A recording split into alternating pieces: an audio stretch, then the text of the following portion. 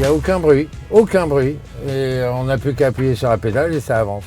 Il y a beaucoup de puissance au démarrage, quoi. C'est assez surprenant. C'est la première fois que je monte dans une voiture 100% électrique. Je suis ravi, parce que je m'y intéresse beaucoup. Mais c'est étonnant quand même la puissance qu'il y a. Là, on va accélérer.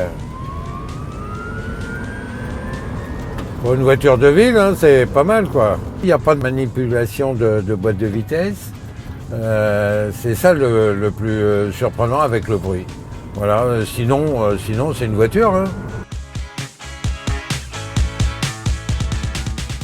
Je trouve que c'est un progrès énorme pour l'automobile et puis la nouvelle civilisation, quoi.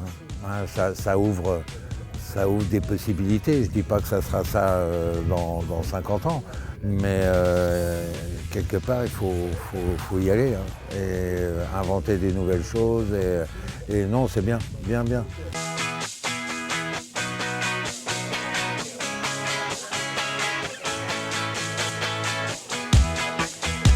La vocation d'un tel salon, c'est de pouvoir présenter à un maximum de personnes les voitures électriques, la mobilité de demain, de les montrer, mais aussi de les essayer.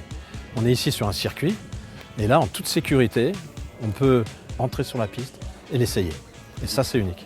On est plutôt un support au développement de la voiture électrique, en fournissant les services routiers que l'on a privés, où on peut rouler sans être dans la circulation, et on peut aussi se recharger sans aller chercher une borne à l'extérieur. Ce qui nous a décidé, c'est que quand on est aux abords d'un circuit, d'une piste de vitesse de cette qualité, pourquoi ne pas proposer au public de venir essayer les voitures, alors que l'on se pose toujours la question de savoir si c'est agréable de conduire une voiture électrique? Pourquoi ne pas proposer au public de venir essayer sur une vraie piste, en toute sécurité, dans un endroit admirable, merveilleux, qui est fait pour la conduite automobile.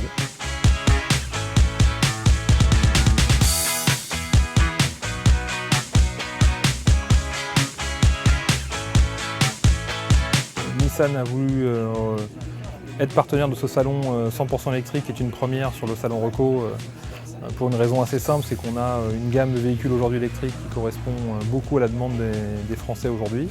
Et c'est quelque chose du coup qui nous intéresse de montrer aux clients dans un cadre très sécurisé, parce que nous sommes sur un circuit, dans un cadre assez enchanteur pour les clients, parce qu'ils n'ont pas l'habitude non plus de venir sur des infrastructures comme ça.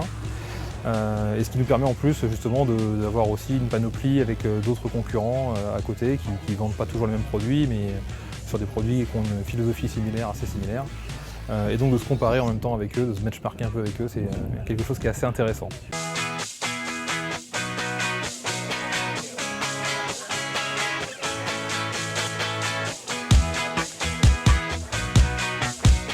Alors c'est un EV4, c'est électrique véhicule à 4 roues, EV4, et c'est donc un quadricycle électrique inclinable mais autostable. Alors ce véhicule, ça s'adresse à tout le monde, quoi. Aussi bien en ville, les urbains, les ruraux, les néo-ruraux, puisque là c'est plus rapide qu'un vélo. C'est la première exposition, la première fois qu'on expose. Jusqu'à maintenant, on était toujours en développement, et là c'est le baptême, quoi.